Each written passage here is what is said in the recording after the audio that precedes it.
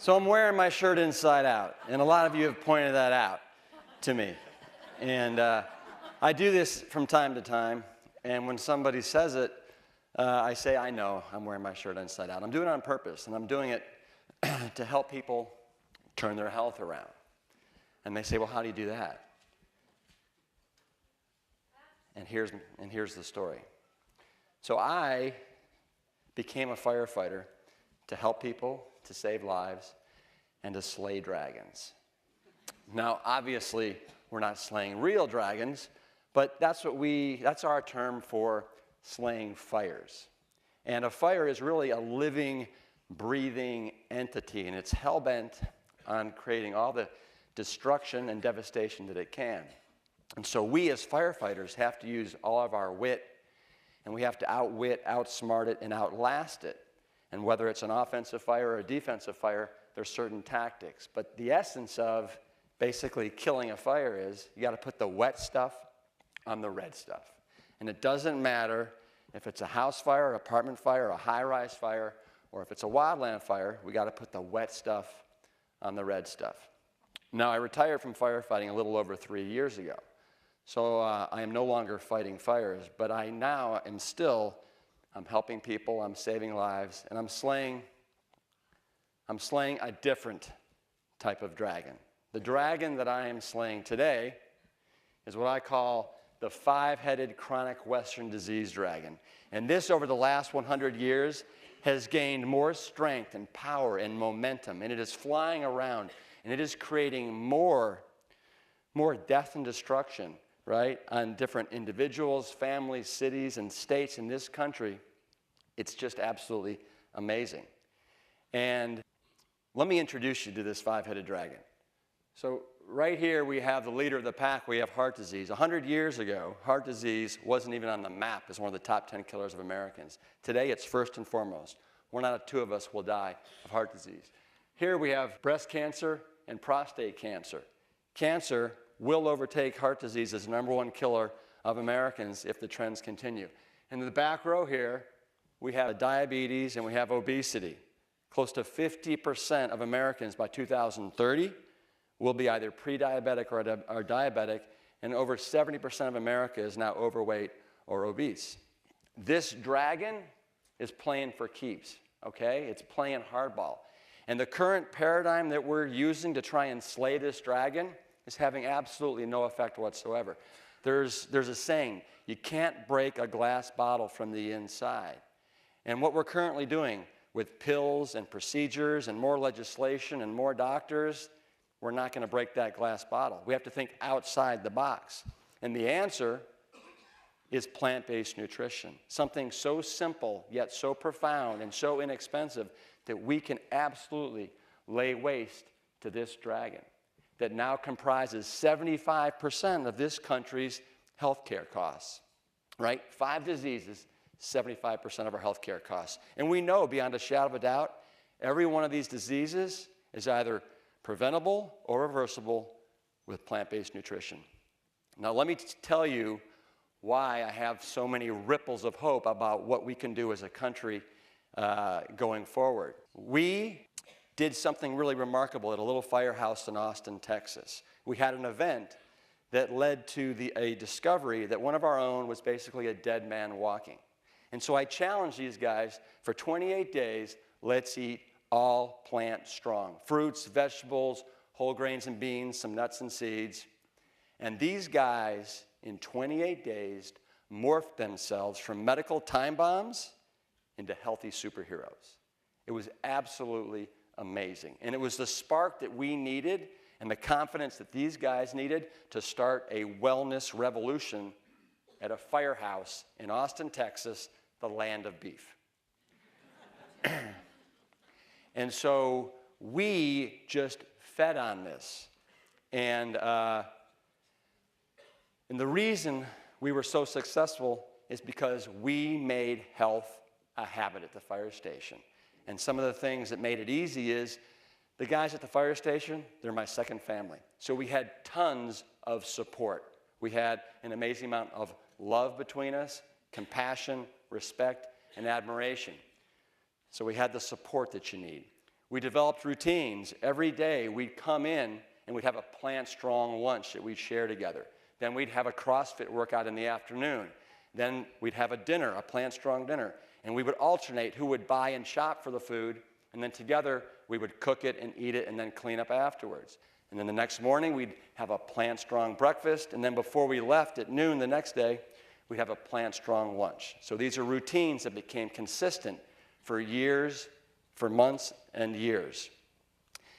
And then I had to educate these guys. These guys had the same questions that everybody has. Well, where am I going to get my protein from plants, right? What about calcium?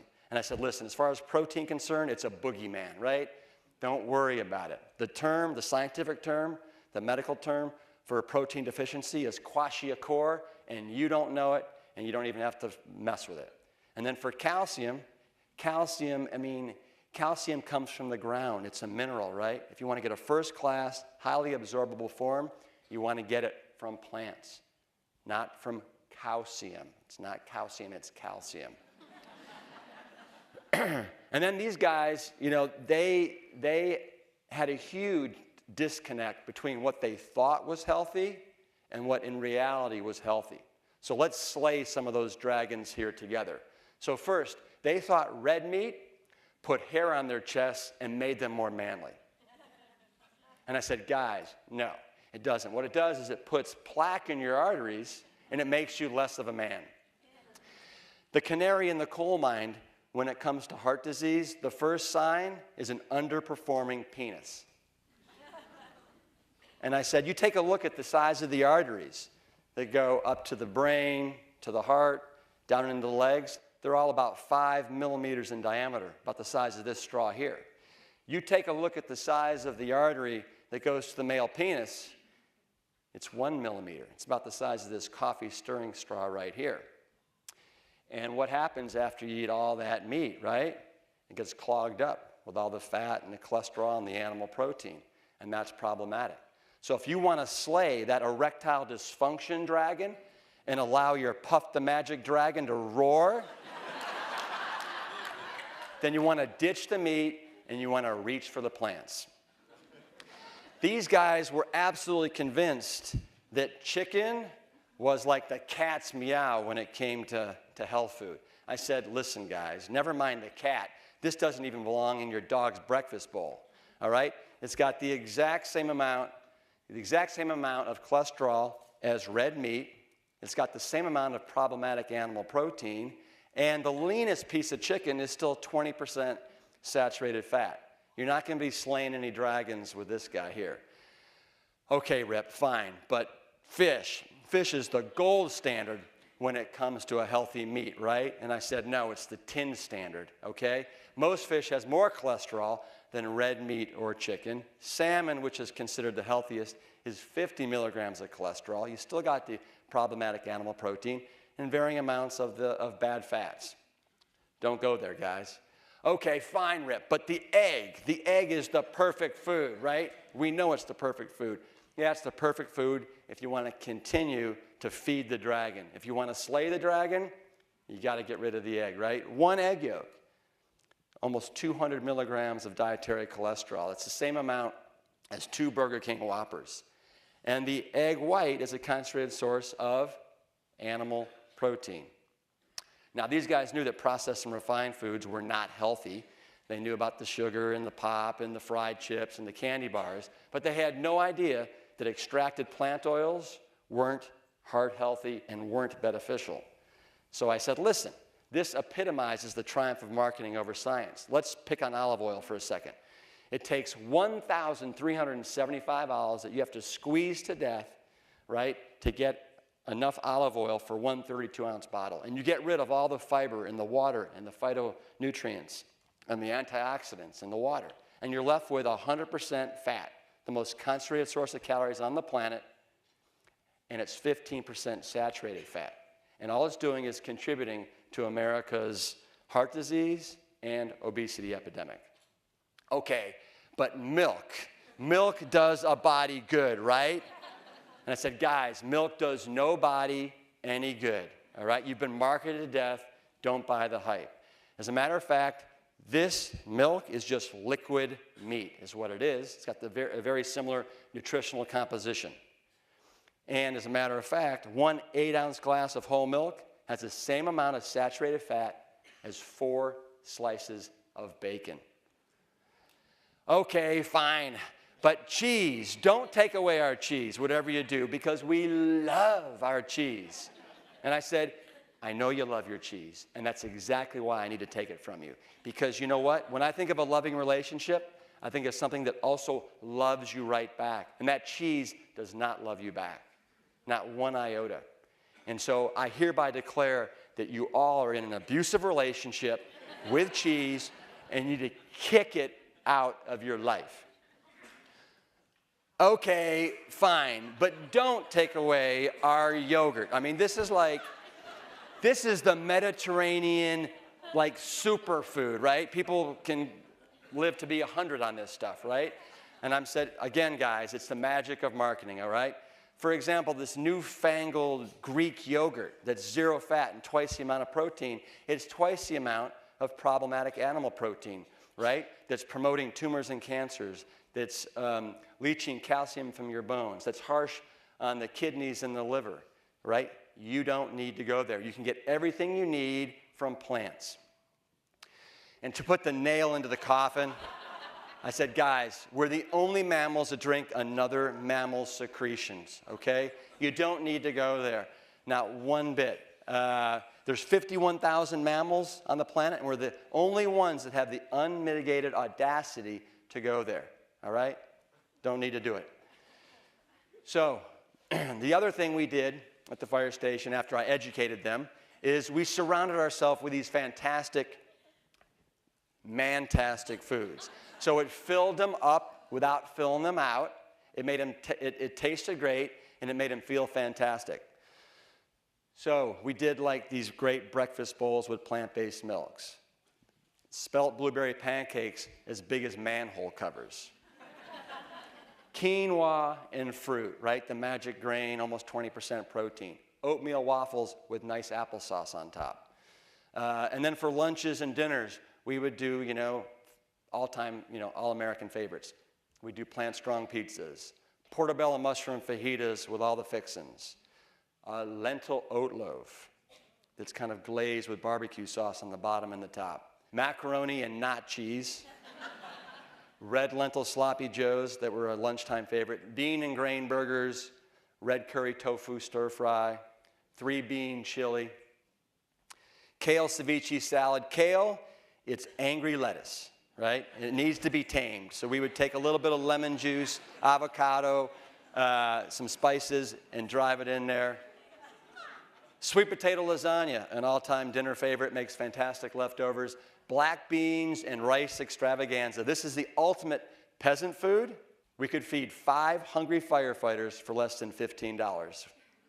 Dark chocolate oatmeal cookies for dessert, chocolate mousses, date nut crust fruit pies, and then a variety of fruits. But what happened is, over the course of 28 days and then beyond, these guys developed a much more sophisticated and mature palate that appreciated all the little nuances and subtleties that are in these plant-based foods. And when you're eating the standard American diet, all you're really tasting is the salt and the sugar and the fat that it's all laced with. So I challenge you all, if you really want to develop a sophisticated palate, go plant strong. And also what happened with these guys over the 28 days, they started pooping perfectly regularly, right? Most Americans are consuming 5 to 15 grams of fiber a day. You start eating plant-based, all of a sudden it goes up to 30 to 70 grams of fiber, and now you're as regular as a Swiss commuter train, okay? And you're light and unencumbered, and the quality of your life goes through the roof. So you gotta kick the habit. And I'm not talking about smoking cigarettes right now, but I wanna talk about cigarettes for a second right now. 50 years ago, close to 50% of America was smoking cigarettes. Now it's less than 20%. And what happened is America basically got educated and understood that smoking cigarettes was not good for your health. Okay? We need to do the same thing around the standard American diet. And this is more insidious and more destructive than smoking cigarettes. 94% of our calories are calories that don't count. They're destructive instead of constructive. Only a mere 6% are coming from fruits, vegetables, whole grains, and beans that are really constructive, healthy calories. So we need a complete paradigm shift that goes on in this country. And so this is what I want you to do. I want you to make health a habit. Take the 28-day challenge, okay, and change your health destiny. Change your relationship with food. You will forever have a different relationship. Find support. This culture, this society does not support healthy living or healthy eating right now. So you need to find support at family, at work, online. There's all kinds of communities where you can get support. Develop routines that make this sustainable, whether it's breakfast, every morning the same thing, Monday through Friday, whether it's finding a couple restaurants that you can go to, but find routines. Educate yourself. Read the litany of fantastic books that are out there on this subject, because once you have the knowledge, it's a different ballgame. And then surround yourself with healthy foods. We do not want this to be about willpower, okay? So have a nice, sterile environment at home. And then make food you enjoy. You saw the fantastic pictures that we were eating at the firehouse. This is not about deprivation. This is about empowerment. And if you're a true foodie, you'll want to go towards eating plant-based. 99% of the food on the planet comes from plants. A mere 1% comes from animals and animal byproducts. So, I have so many ripples of hope going forward that this country can turn it around. I know that if a little firehouse in Austin, Texas can do it, any house in America can do this.